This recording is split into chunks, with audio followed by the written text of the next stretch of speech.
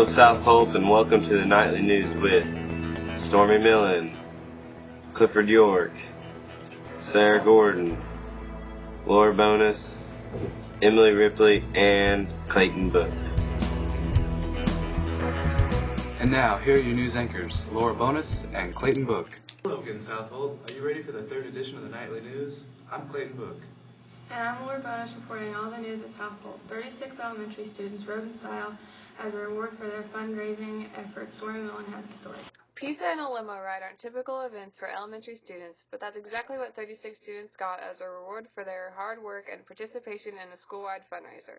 In order to participate, students had to meet certain requirements. Elementary Principal Ted Quinlan explains. Kids got to go on the limo ride because we had a fundraiser. It was a major saver discount card, and the goal for the kids was to be able to sell 15 cards or more, and then we had those kids that earned the right had to sell at least 15 cards in the fundraiser. According to Mr. Quinlan, the students raised $4,600 and far exceeded his expectations. The money is already earmarked for certain school improvements. The kids seemed to have a good time enjoying both the pizza and the limo ride.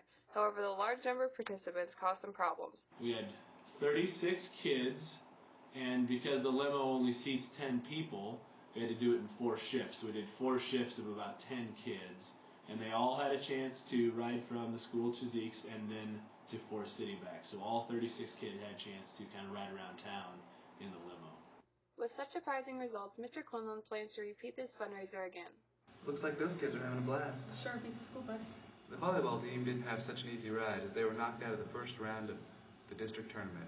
Sarah Gordon has the season wrap-up.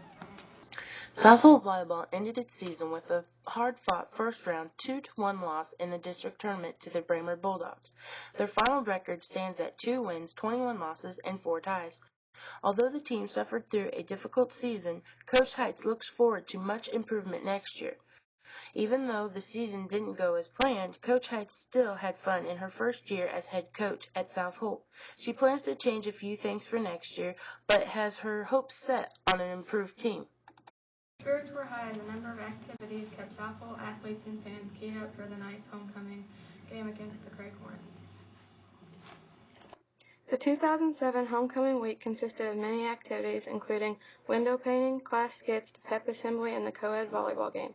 Each class, as well as the faculty, took part in the dress-up days and collected points throughout the week for participation.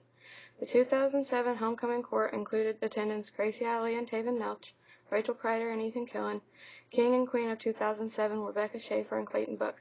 The candidates were announced and crowned at the pep assembly Friday, October 19th. Our annual bonfire, the culminating event of the homecoming week, was postponed due to rain and rescheduled for the night before the district football game against Mound City Panthers. Likewise, the Powder Puff football game scheduled for Tuesday evening was also canceled due to weather concerns. However, the co-ed volleyball game featuring the students and staff was held in its place. Our homecoming football game versus Craig ended shortly after halftime as a result of a 54-0 defeat over the Hornets. Overall, the homecoming festivities were successful. Not only was there a lot of moving and shaking on the football field, there was also a lot of moving and shaking at the junior high Halloween dance. News reporter Emily Ripley enjoyed returning to the junior high night scene. Dancing, shouting, and flirting all took place at the junior high Halloween dance on October 24th as the high school band room was converted to a makeshift dance floor. 25 to 30 junior high students eagerly took the floor as a variety of slow songs and fast songs allowed them to pair up with the opposite sex and have a good time. The annual Halloween dance was put on by the Junior High Student Council. In other news, the Knights finished the football season playing a district championship. Here is broadcast journalist Clifford York.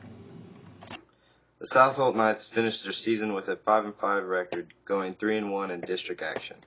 The Knights' final 4 games included a 48-20 victory over Nottoway Holt, a 52-0 victory over Craig, and a 50-0 victory over Fairfax, before an unfortunate 60-0 loss to Mound City in the district championship. A number of South Holt players were selected to all-conference and all-district teams. Selected to all-district first-team offense were Taven Nelsh, Ethan Killen, and Garrett Durr. First-team all-district defensive players were Ethan Killen, John Plummer, Daniel Schutz, Scoot Anderson, and Taven Nelsh. Taven Nelsh was also selected to the all-conference and all-state team. Nelsh led the Knights this year from the wide receiver position, scoring 100 points on 16 touchdowns and 4 extra point conversions. At the running back position this year, the Knights were led by Robert Quimby's 446 yards. Scoot Anderson, quarterback, added 443 rushing yards and 1,470 passing yards. On the defensive side, the Knights were led by Daniel Schutz, 109 tackles, and Scoot Anderson, 105 tackles. Prospects for the Knights look good as only 3 seniors, Taven Nelsh, Daniel Schutz, and Ethan Killen, will be lost to graduation. That's all the time we have for this edition. Remember, South Holt, you'll make the news, we'll report it.